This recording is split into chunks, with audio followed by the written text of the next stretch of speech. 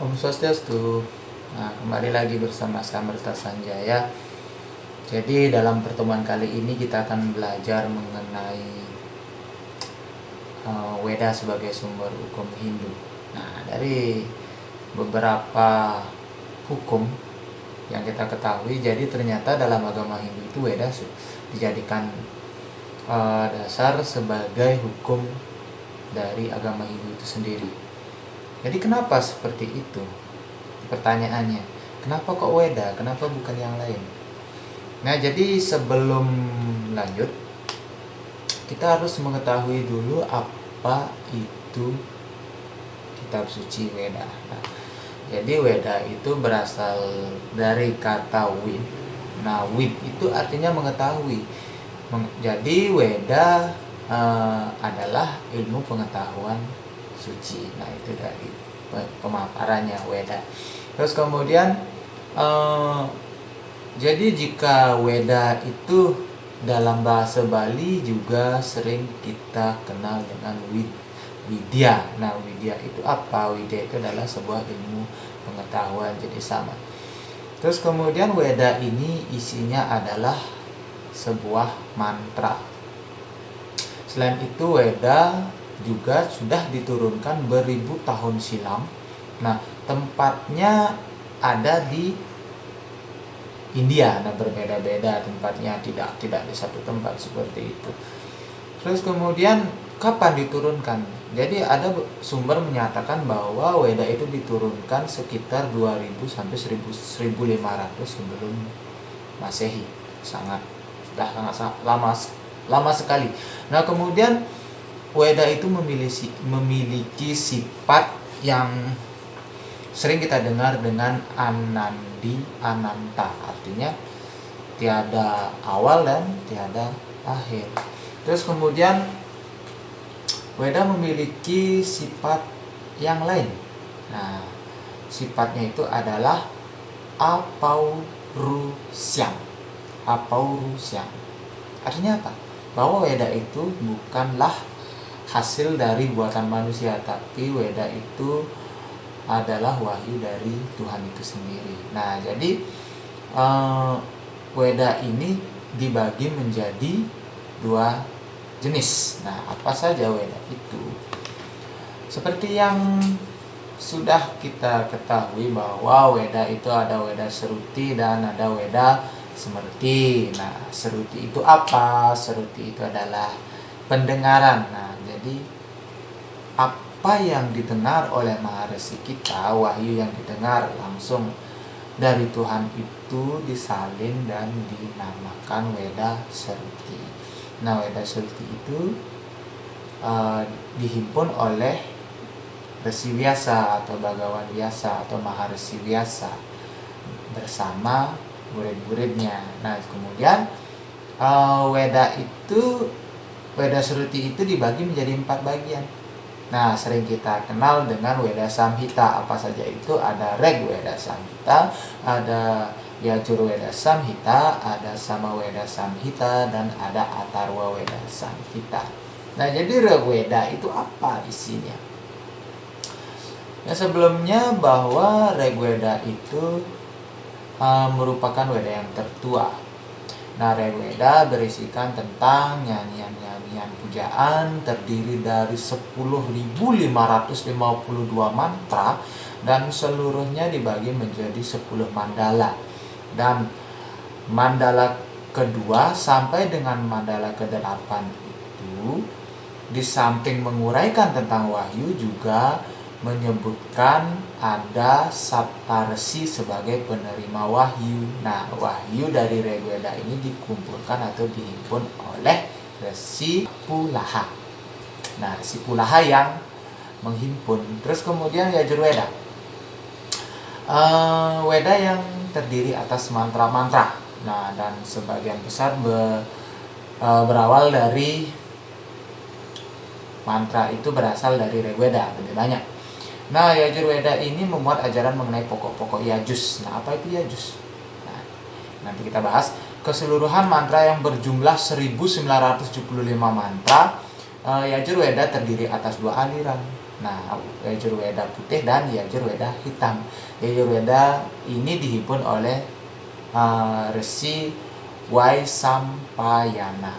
Nah, Yajurweda berasal dari kata Yajus. Nah, Yaji itu berarti pengorbanan.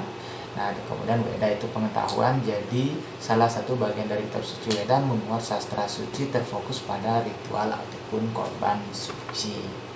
Kemudian yang ketiga itu adalah ada Sama Weda Samhita.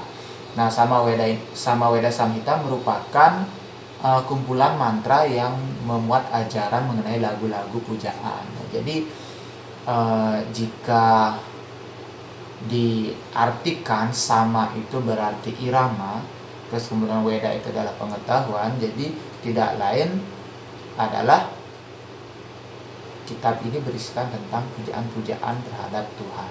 Nah, kemudian Weda ini dikumpulkan atau disusun oleh Maharshi Jainini. Nah, kemudian di dalam Sama Weda ini terdiri dari 1875 mantra, di mana 1800 mantra itu adalah pengulangan dari mantra yang ada dalam Rigveda. Terus kemudian 75 mantra ini memang disusun khusus untuk bagian dari Sama Weda ini. Jadi isinya itu tentang pujaan-pujaan. Rigveda yang dulunya hanya sebuah mantra dimuat lagi dalam Sama Weda dalam bentuk irama. Terus kemudian yang keempat itu ada Atharva Weda. Nah, Atharva Weda ini adalah kumpulan mantra yang memiliki ajaran atau bersifat magis. Nah, Atharva Weda ini terdiri dari 5.987 mantra. Nah, yang juga banyak berasal dari Rigveda. Nah, jadi dipilah-pilah dalam Rigveda itu ada mantra-mantra yang bersifat magis, ditaruhlah di Atharva Weda ini. Kemudian isinya adalah doa-doa untuk kehidupan sehari-hari. Nah, seperti apa? Seperti mohon kesembuhan, keselamatan, dan lain sebagainya. Nah, Wahyu Atharva Weda ini dihimpun oleh Resi Sumantu. Nah, kemudian sebagaimana yang disebutkan dalam Rigveda, maka diperkirakan bahwa Wahyu Rigveda, kemudian Yajurweda, Samaweda, dan Atharva Weda ini semuanya isinya berkaitan. Nah, seperti itu, tidak ada yang sengaja dituliskan, karena seperti tadi disebutkan bahwa Srukti itu adalah ditulis berdasarkan pendengaran dari Maharshi yang menerima wahyu. Nah, terus yang kedua itu ada Weda Smrti. Nah, Weda Smrti itu adalah Weda yang disusun kembali berdasarkan ingatan. Ingat bahwa Smrti itu artinya ingatan. Jadi penyusunan ini didasarkan atas pengelompokan isi materi. Nah, kemudian dibuat secara garis besarnya, kemudian dibagilah. Nah, Weda Smrti ini dibagi menjadi dua. Yang pertama itu adalah kelompok Wedanga dan kelompok Upaweda. Nah, sekarang kelompok Wedanga itu apa saja? Nah, kelompok Wedanga ini terdiri dari 6 bagian. Yang pertama adalah siksa. Siksa ini isinya memuat petunjuk-petunjuk tentang cara dalam mengucapkan mantra, rendah, tinggi, intonasi, dan lain sebagainya. Jadi dalam membaca Weda Sruti itu ada aturannya, maka kitab siksa inilah yang memberikan pedoman tata cara penyampaiannya, pengucapannya seperti apa. Terus kedua itu ada Vyakarana. Nah, merupakan batang tubuh Weda itu sendiri dan dianggap sangat penting, serta menentukan karena untuk mengerti dan menghayati Weda Sruti tidak mungkin tanpa bantuan dari mengerti bahasa yang benar. Nah, jika tadi siksa itu tata cara, intonasi, dan lain sebagainya dalam membaca, kemudian yang selanjutnya Vyakarana itu adalah bagaimana kita bisa menyampaikan bahasa yang benar, seperti itu. Terus kemudian selanjutnya ada Canda. Canda ini adalah Weda yang khusus membahas aspek ikatan bahasa yang disebut lagu. Nah, seperti tadi, ada bahasanya, ada cara bacanya atau intonasinya. Nah, itulah yang dibahas dalam canda ini. Bagaimana sejarah penulisan Weda, peranan canda sangat penting. Nah, karena ayat-ayat yang ditulis atau mantra-mantra yang ditulis dapat secara benar kita membacanya, secara benar, secara baik dalam kita melafalkan apa yang ada di dalamnya, seperti itu. Sama seperti pada saat kita menghafal sesuatu, apabila kita lakukan dengan bernyanyi, tentu akan lebih mudah kita mengingatnya. Terus selanjutnya ada nirukta. Nah, nirukta ini adalah memuat berbagai penafsiran yang ada dalam kitab Weda itu. Penafsiran itu maksudnya adalah ada kata-kata yang terdapat dalam Weda, maka itu yang dibahas. Artinya, oh ini pengertiannya apa, ini maksudnya seperti apa. Nah, itulah fungsinya kitab nirukta ini untuk mempelajari Weda. Selanjutnya ada Jyotisa. Nah, Jyotisa itu apa? Jyotisa adalah pelengkap Weda yang isinya muat pokok-pokok ajaran astronomi. Nah, kalau dalam fisika itu mungkin astronomi dalam tata surya, mungkin apa tuh ilmu tentang mempelajari tata surya. Nah, jika di Bali Jyotisa ini disebut dengan padewasan. Nah, seperti pembuatan kalender kapan hari itu, kenapa hari itu bisa ditentukan selama 7 hari, kenapa bisa ada purnama tilem. Nah, seperti itu. Dalam Weda ini kitabnya bernama kitab Jyotisa. Terus kemudian selanjutnya ada Kalpa. Nah, Kalpa ini kelompok Wedanga yang paling penting dan paling besar. Kenapa disebut paling penting dan paling besar? Karena Kalpa dibagi menjadi beberapa bidang ilmu. Nah, dalam Kalpa ini banyak sekali membahas tentang bagaimana tata cara melakukan yajna, bagaimana cara aturan-aturan atau pelaksanaan yajna yang benar yang harus dilakukan oleh umat itu seperti apa. Terus kemudian juga membahas mengenai aspek-aspek tentang kehidupan bermasyarakat, kehidupan bernegara, dan juga membuat aturan-aturan mengenai bagaimana cara membuat tempat persembahyangan. Nah, seperti misalnya membuat pura, membuat candi, ataupun membuat pelinggih-pelinggih, itu semua diatur dalam kitab Kalpa ini.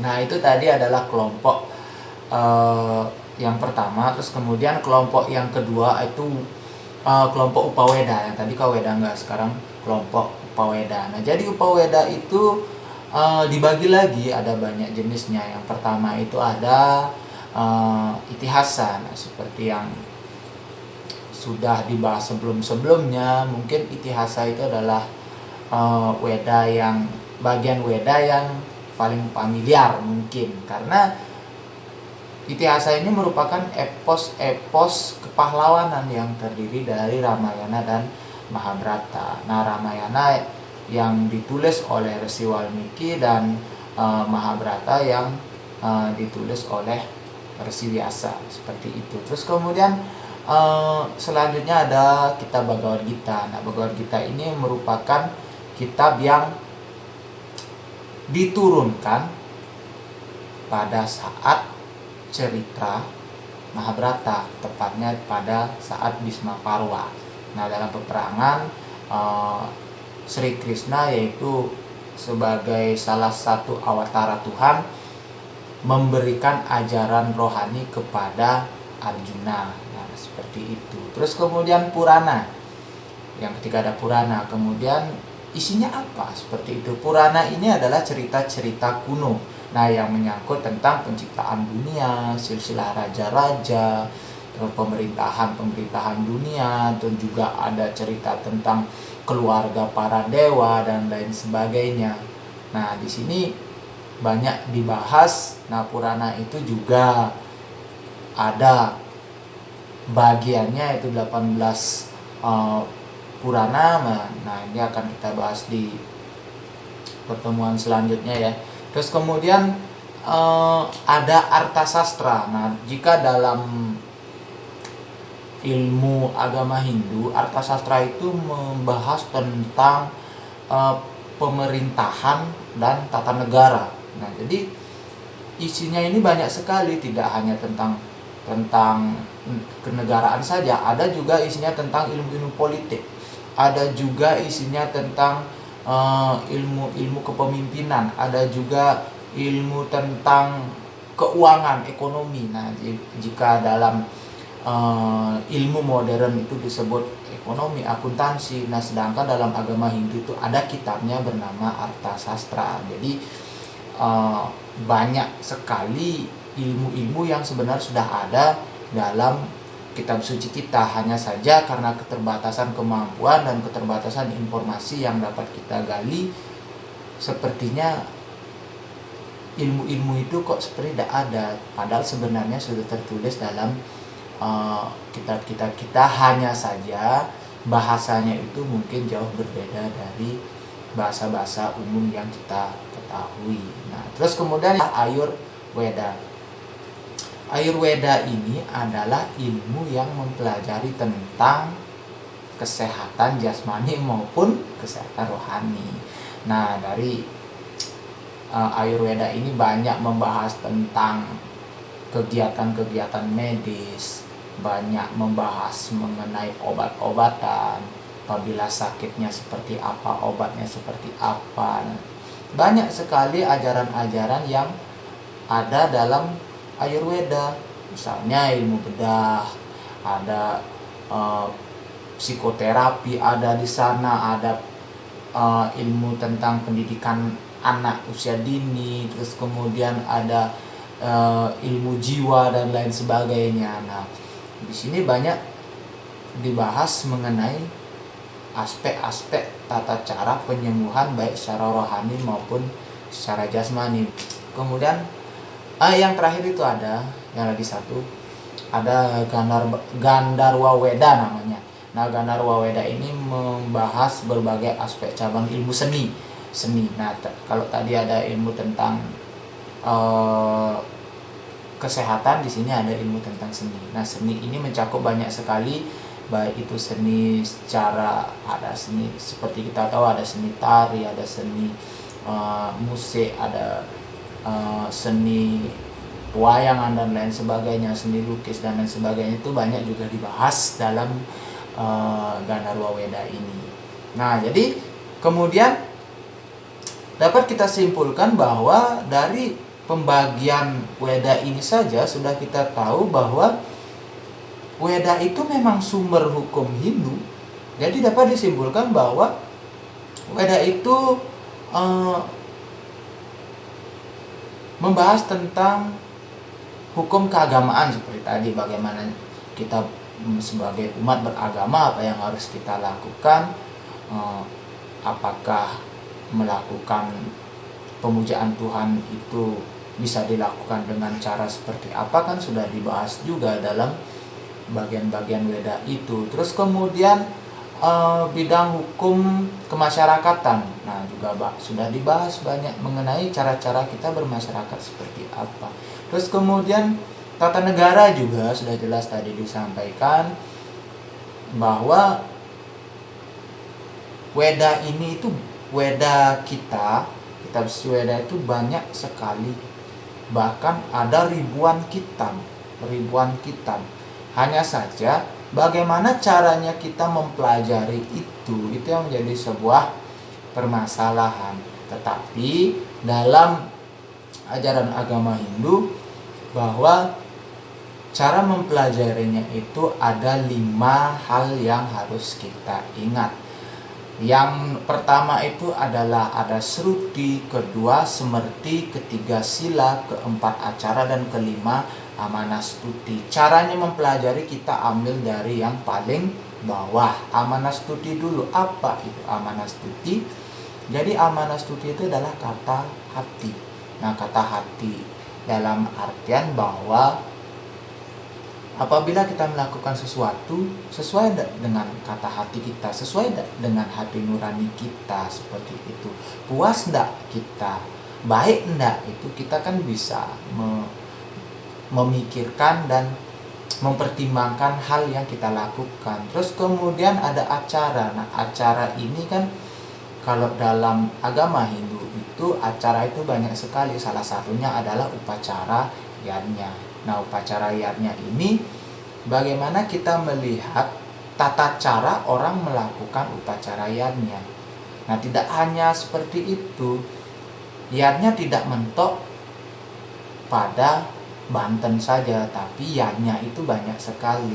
Yajna itu kan korban suci yang tulus ikhlas, tidak hanya melakukan ritual saja kita beryajna, menolong orang lain juga yajna, memberikan orang bantuan juga yajna, dan lain sebagainya, membagi ilmu pengetahuan juga yajna, kan seperti itu.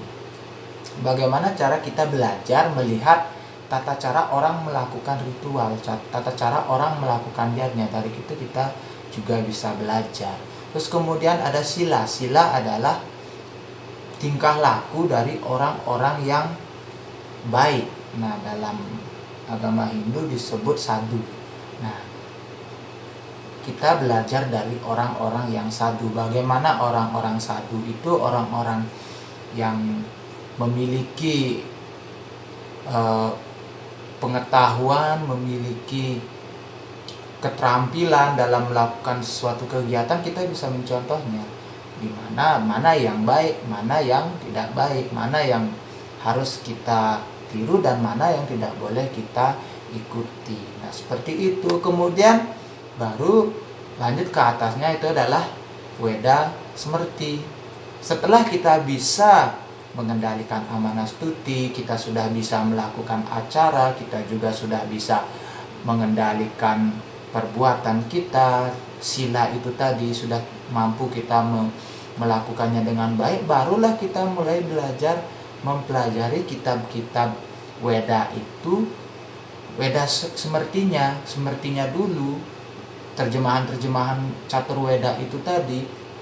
Kan Catur Weda seperti tadi kan dipecah, diterjemahkan dalam kitab Smrti atau ditulis ulang. Nah, seperti itu kitab Wedanga dan Upaweda tadi itu yang kita pelajari lebih dulu sebelum baru kita belajar Sruti. Nah, Sruti Catur Wedanya itu. Jadi kalau ada yang bertanya apakah kalian sudah belajar Weda, apakah kalian sudah membaca Weda, apakah pernah membaca Weda, ataupun seperti apa pertanyaannya, jadi jawabannya jelas sudah.